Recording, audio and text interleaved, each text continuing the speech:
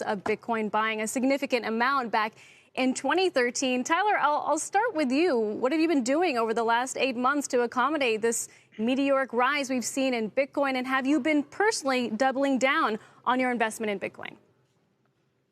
So we've just been hodling. Our thesis is that Bitcoin is gold 2.0, that it will disrupt gold. And if it does that, it has to have a market cap of 9 trillion. So we think that prices Bitcoin it could price one day at $500,000 a Bitcoin. So at $18,000 Bitcoin, it's a hold, or at least if you don't have any, it's a buy opportunity, because we think there's a 25x from here. 500,000 within the next decade. That means that Bitcoin would appreciate about 45 times from where it is right now, if I'm doing the math correctly, Cameron, worth around $9 trillion. I mean, so basically you're saying that Bitcoin could be about 40% of the market cap of the S&P 500. I mean, what takes us there? What's the bull case?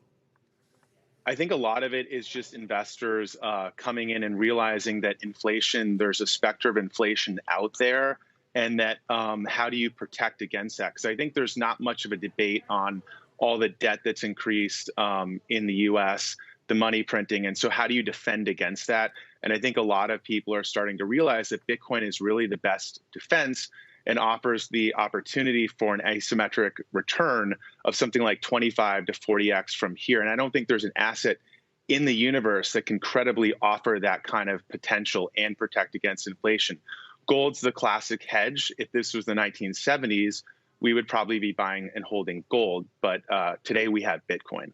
With that said, Tyler, it's still a significantly volatile, speculative asset. And comments from Coinbase CEO Brian Armstrong just a couple days ago sent Bitcoin lower back to 16,000. Concerns that he's hearing further regulation is coming from the Treasury Department, steps to increase data collection around digital wallets. What kind of impact could that have? Well, look, Bitcoin is still the best performing asset of the year, even compared to equities.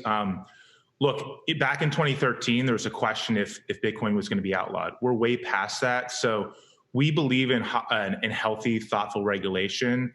And that's been the case in the U.S. and many other jurisdictions for the last decade. We don't see that not continuing. So we think Bitcoin's here to stay. We think thoughtful regulation around it in the U.S. and other sophisticated jurisdictions is also here to stay. So I'm not really worried about the boogeyman of regulation. That was a conversation that we got past like 5 or 8 years ago. But Bitcoin is the best performing asset of the previous decade. It's the best performing asset of this year. And we think it will be the best performing asset of the current decade. Shepard Smith here. Thanks for watching CNBC on YouTube.